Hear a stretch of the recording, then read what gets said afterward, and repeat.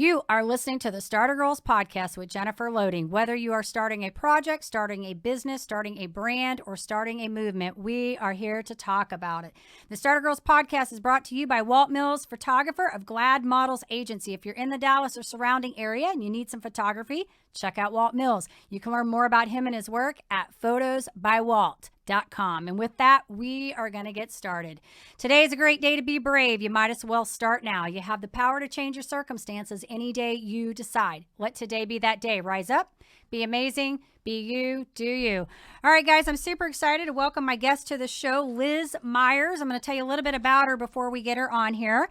So Liz is the author of Undefeated, From Trials to Triumph, How to Stop Fighting the Wrong Battles and Start Living Victoriously. In addition to supporting her fighter pilot husband and homeschooling the 6 of her 8 children who have not yet left the nest, she is also a blogger, a motivational speaker, dishing out resilient life hacks for overcoming adversity and living with purpose. The depression and anxiety she experienced following the death of her son in his 2nd trimester made her passionate about helping others support their mental health, fortify their faith, and live abundantly. So I want to welcome Liz Meyers to the Starter Girls Show. Hey, Liz, how are you? Hey there. I'm doing great. How are you? Good. Super excited to have you on here today. So we are going to welcome. Yeah, we're going to get in here, jump in, talk a little bit about what you're doing and all of that good stuff. So what I want to do for our listeners a little bit, I want you to take us back a little bit to what led you to where you are today. Give us a little background on this so they know how this book came about and what kind of inspired you to get that out there. Right. Yeah. So I, several years ago, I was going through just a really difficult period in life where there were a lot of bumps in the road, but the turning moment, if we have to bring it to one moment, it was, when I lost my son, Timothy, in the 2nd trimester. It was very unexpected. He was essentially stillborn. It's technically classified as a miscarriage because he was just under 20 weeks. But my experience was more like a stillbirth. And we were on vacation, with family. We were away from home. So just very traumatic in every way. And really just sent me crashing. All the things that, I thought that I had together in my faith and my way of thinking about things, it just all crumbled. And I struggled with untreated depression and anxiety for 5 years. I did a lot of hiding it, plastering on the smile, pretending like everything is okay when it wasn't on the inside, and not really letting people in and not asking for help. And so I really, out of that, has just born a passion to help other people who may be struggling in adversity like that. And like I was feeling alone, or like, I'm not sure how to get out of this. I don't know what to do.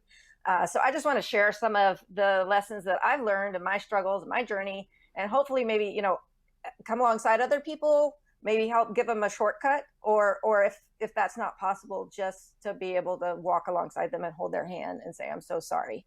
So that's really just the passion on my heart that's come out of my experiences and then the growing through that process. I love that. And I think so often it's the trials and the tribulations that we go through that actually, they motivate us and inspire us to want to help other people. So I love your story. When did you actually write your book? When did this come out? It was published in November of 2017. Okay. So it was, and my son died in 2007. So it was exactly 10 years later. So, like I said, I spent the first 5 years really struggling. And then I slowly kind of began to, my climb back up. For the next 5 years, part of what I was doing, part of the healing process that I went through was I did some journaling. The counselor therapist that I was seeing at the time said, when you're not feeling as depressed, write a letter to your depressed self and tell her what you would say. So I was filling this journal in the mornings, as I was doing my quiet time, and I would read the Bible and I would write some things, and I got to the end. Well, not to the end, like 3/4 of the way through the first notebook. And I'm like, I think I'm writing a book. I think somebody else could benefit from this too. And so that was when that first little seed was planted. So, but I mean, you saying, oh, I'm going to write a book, and actually doing it are two different things. So it was kind of a 3-year process for me to figure out, how do you actually go about writing a book? So that was just a learning, I just learned along the way, and that took a while. So now I'm working on the second book. I thought this one would go faster because I thought I knew what I was doing this time, but life is happening again. And here we are in 2020 having fun. So Right, right. No, I think this Yeah. is so great. And yeah, I just think this whole thing is so great. And the fact that you had to go through this whole experience, for 5 years, kind of that, and then that healing process that takes, but you said something that kind of resonated with me, because this is something that I've done when I've had something in my life that's been very crisis oriented, is that letter that you wrote to yourself. Because I do a lot of coaching, and I was telling somebody about this one day, that when I was going through something, that was something that helped me get through the process, was basically writing that letter to myself. What would I say to myself? But what would this other, individual or this person say to me as well if they were writing that letter to me? Because a lot of times we put the guilt on ourselves. We have a lot, when we're going through situations, and I'm not going to say that I know your situation, because I don't. And I think everybody, however they process that and whatever they're going through, that is their situation. But I think that there's this healing that comes when we can do these kinds of things, because so often we're the ones with the guilt. We're the ones living with the pain, and what could we have done differently, or how could we have handled this differently? You know what I mean? And really, that Exactly. is what that process we need to go through, to heal. And so I Hmm. admire you for that, and Hmm. really just that tenacity. And even the mindful part where you recognize, hey, after 5 years, like, I've got to get better. Like, I've got to heal this, right? I can't Hmm. do this forever. I think that's huge, Yeah. you know? Yeah, basically, I think we don't like to change. Change is Right. hard, and people don't like to do it. But it's when the pain of staying the way we are suddenly is greater than the pain of changing. That's when we decide to get up off our couch and do something. And so I had to get to that point. It was like until then, 100%. I hadn't been, as strange as that sounds, hurting enough to fix it. And I Yeah, finally just said, I can't do this anymore. But I didn't know what the root cause was. sure. So I just attacked it on four fronts, is what I call. We're a military family. I'm a former military person myself. So I think of it like a battle. So spiritually, mentally, emotionally, and physically, I just, went on all of them, because I couldn't figure out which was causing which. And so that kind of then, birth, that's what I'm writing about in my second book now, is, building strength in your life in those areas to be able to overcome adversity. And then the next step beyond that, like we've already touched on, is to find your purpose in that pain, to go back and mine that pain. Because where our greatest hurt is often where we have the greatest capacity to help others, just like you mentioned. And just that newfound, really deep rooted compassion that came out of our own suffering. So that's what I'm wanting to encourage others to do in their trials and struggles. And so that's why I'm writing and speaking and getting online, is trying to share that message. I love it. I love that. So let me ask you kind of an interesting question, because I always, I talk about this all the time. Obviously you were in the military and you're going a different direction. And this happens so often to people. I always say our paths are not linear. We travel down different roads. And I don't Yeah. believe there are accidents. I think things happen and there's a reason. And maybe the reason is you have to have a voice, and maybe there's something you're meant to do, that the path led you that direction. And so, but I do like to ask this question. Is there anything that in your childhood you believe impacted who you are today? Is there anything that you think resonates, or just something that happened that you feel like, hey, this is maybe like what I was supposed to be doing? Hmm. Yeah, I think as I go along, I see more and more little pieces of, where God's been writing my story all along.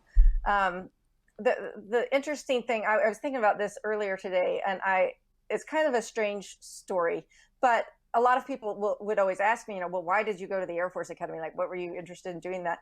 And I have this moment in my younger childhood that I remember that I can't explain why, but it made a profound impact on me. But I was traveling with my family on vacation. We were driving down the highway, and the van in front of us, I'm not sure what happened, but it flipped and rolled into the median, the grassy area in there. And we were the car right behind it. So we pulled over, and my dad ran over there to see if he could render aid or help out anyway. And somebody from the oncoming traffic coming the other way had already stopped. And he pointed at my dad, who was running up to the car, and he's like, "You go call 911." This was back in the day before cell phones. So we got in our car and we went and found a payphone, and he called 911 and reported the accident. And then we went back to see if there's anything else we could do to help. And this guy, this first one on the scene, was just pointing people here and there and managing, this crisis, this situation. And my dad said, "There's really nothing I could do. I would just be in the way." So we drove on. But for reasons I can't fully explain, that had a profound impact on me.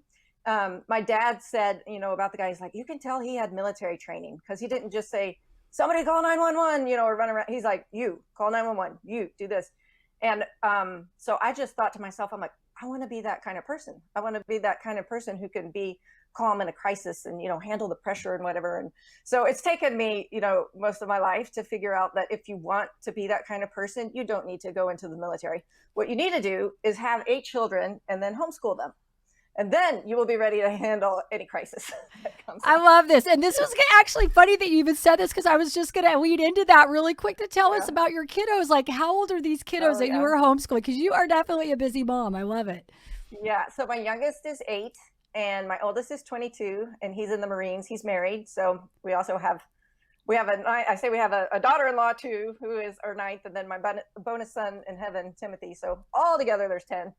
But I'm only really technically homeschooling 6. But we have 4 boys and 4 girls, just kind of worked out evenly. They're kind of every 2 years, but not exactly. And they are just the joy of our life. I was talking to somebody today. We took the kids to the dentist, and I got to talking to the hygienist about my book, and she was sharing me, some of her struggles, and we were just talking about all of that and everything. But I totally forgot what I was going to say. It's okay. Happens to me all the time, Elizabeth. I've told my children, I'm like, man, I used to be like somewhat intelligent, but I'm like, I gave all my brains to y'all. And so now, you need to go out there and use them and do great things in the world. That's so funny. I think it's all the multitasking we do. It's like our little brains are just having to go all the time. We were talking about your kids, but I did want to say something, because you said early, only 6 of them that you're doing. I'm like, only 6 that you're homeschooling, because I've homeschooled before. I know what that's like. Mm-hmm. So I admire you for doing that, because that is work. You still have to be there, be present, and be involved. And I don't know how in depth your homeschool. Mine was not so, I feel like we're doing homeschool now with kids because of the whole pandemic. I mean, our kids are home, and all that stuff, but they're all their classes are all online. So we don't really have to micromanage anything, So maybe that, as we're going along, that topic will come back to you in just a few minutes. Actually, it just came back. Good. I was telling her how, so at the time when I lost my son, Timothy, we had 5 other young children. And I said, they are the ones that kept me going. That's the reason I got out of bed every day. And, a lot of people look at me and go, oh my goodness, you have so many kids, you're crazy. And I'm like, you know what? It is not the children I have that have made me crazy. It was the one child that I lost that sent me over the edge. That was the one that I had trouble recovering from. And so they're really just a joy to both me and my husband. We've always like, we don't need cable TV. We just laugh at the kids. Yeah, you don't need cable TV. We're gone. When we only have like 3 or 4 at the dinner table, it's like, oh, this is kind of lonely. Yeah, right. No, I love it. I love it. So when does this book, what's the plan to get this next book out? Do you have like a deadline you're trying to do? Yeah. So I was trying to get it done this fall. We are going to be moving again with the military at some nebulous point somewhere in the future. So it's kind of hard to plan around that, but I'm working on it. I'm kind of blogging the book as I go. So, I have, I think 3 more chapters, that I need to finish. And then I've got the whole thing, then I got to go back through and read the whole, that's the worst part, is going back and reading what you read. But the way I frame it in my mind, I'm like, the first thing you have to do if you're going to try to create something and produce it, you just have to vomit it on paper. You just have to like get it all out there. And then once you have that mess, then you can edit and organize and shuffle around. So to me, blogging it in little chunks is helpful, because then I'm like, I'm writing a whole book. It's just, I'm taking this little piece out of, I have a really detailed outline. I'll pull this little piece out and I blog that little piece, and then I stitch them all back together. So for me, I don't sit down and write a book like beginning to end. It's more like a quilt. Yeah. I'll make this little square and I make that little square and then so I'm almost done with my squares, and then I just need to sew it all together. No, that's good, because I was going to ask you like a tip, and that's actually a great tip for somebody that wants to write a book, how to piece it together, because that was something that I kind of found, when I was doing mine, it was the same thing. Like I couldn't just sit down and write like the whole book. Like I had to wait till I had inspired thought to do that, and it wasn't all the time. And I think anytime you're doing anything that requires some kind of creative thought process, you have to do that. I mean, you really have to do it in layers, and you've got to do it when your brain is in the operating mode of creativity, because if you're writing something like what we're doing that is non-fictional, you still have to tap into that zone of thinking and creative thinking to get that out on paper. So I think that that's a Yeah. good tip that you were even saying there. So I think that's awesome. Yeah. And that's just a learning process, because the first, I said I'm going to write a book, and I did just start writing, and it grew into this behemoth of, so I'm like, I have too much to say for just one book. So I divided it into 3, and that's what I have. I don't know if a nonfiction trilogy is a thing, but that's what I did. So I already have like all 3 books planned. And, so almost, I'm trying to get the second one across the finish line. I think that's so great. I love that you have it planned out. You can tell you have the military background. Like, you got the plan in action.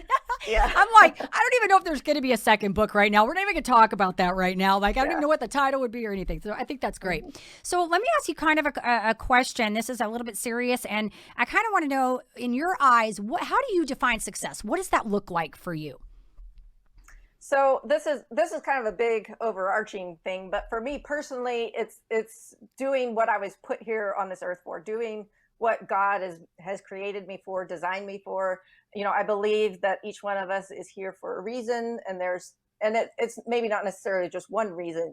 As you mentioned earlier, we do pivot. We have different seasons of life, right. So it's not just one thing, but it's just being in tune with God and with His will and following that direction. Now that's huge and nebulous, right. And, how do you break that down? But, for me, it's just been in different seasons. Like, we didn't start out to have a big family. We're not from big families. I have one sister. My husband has one brother, but we just kept having them, and they kept being fun. And so, I've been through that. I was pregnant or nursing or both for the better part of 14 years. Oh my goodness. And when my youngest one was 5 and went to kindergarten, I kind of like came out of this fog, and I went, what just happened to the last 20 years of my life? Yeah. Where did that go? And it's been since that time then that I've written the book. And, I'm finding now, I'm not like, by all means, abandoning my calling as a mother or as homeschooling or anything, but it is a pivot now as my children are older and don't need me as constantly as they did when they were younger.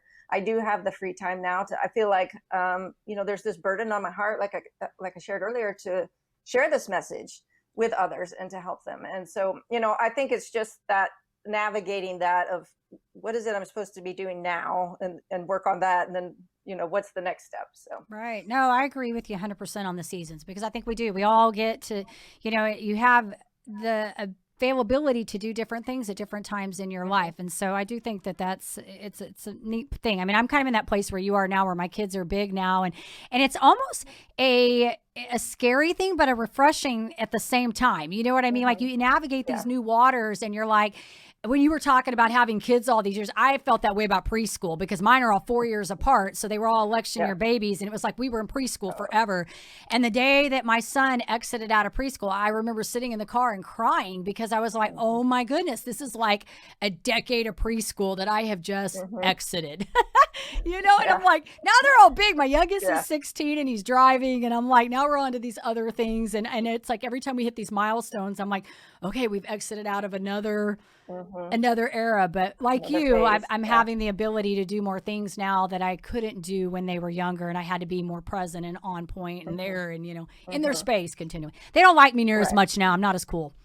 So I figure it's going to circle back around when they're older, but like right now I'm not that great. So all right, some fun questions I want to ask you here. I always love this part. So when you're not homeschooling the kids and blogging and doing all your other creative things, what else do you like to do for fun? Okay, so this may seem boring, but I'm a flaming introvert and I love to read. So like, my idea of like an awesome Friday night is just like sitting in something comfortable and reading a good book. But like I said, I live with a lot of people, so that doesn't actually happen all that often. But we do try to make space for family time on the weekends. So we play games, or watch movies, or go outside and do, like ultimate frisbee or golf things in the field. Different things like that. Sure. I have in the recent past, I was into running for a while. And so I like to do races and do things like that. I've had some health challenges in the last couple of years, and so that's not happening anymore right now, but I'm hoping to be able to get back into that when my health gets a little better. Awesome. I love it. Well, and I was kind of chuckling inside a little bit about the quiet time reading the book. Because you probably don't get that very much. So you're like, that's like precious, sacred time. Like, let me read my book, right? I love it. Well, I'm known for taking ultra long showers, and this is the only time nobody disturbs me. Right. I can complete a thought. That's so funny. That's so funny. All right. So are you a morning or a night person? I don't know if I need to ask this. Well, I'm a night owl naturally. I'm surprised. I make myself get up early because my day just goes better if I get up early before the children and get some things done before the day. I like that quiet space in the morning. Yeah. But naturally, like I'm a late person. Do better in the evening. My husband's really the morning. He's the legitimate morning person. Yeah. But when he's military, right? So when he's TDY, that's gone on a business trip. My bedtime gets later and later and later. Because there's nobody there to be accountable to go, honey, it's 12:30 at night. Right. Time to get up. But I will drag myself through the afternoon sometimes, and then 10 p.m. rolls around, and I'm like, boom, I got my second win. You got a second win. Let's do this.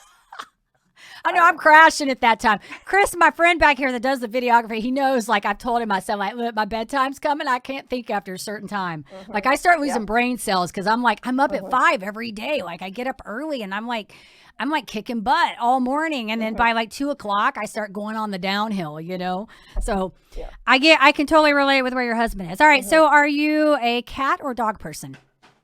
I'm both. I'm an animal person. Okay, so I told you about my kids. We have a dog. We have 2 cats. One of them was a rescue from a hurricane. Yeah. We have a whole tank of fish. We have hermit crabs.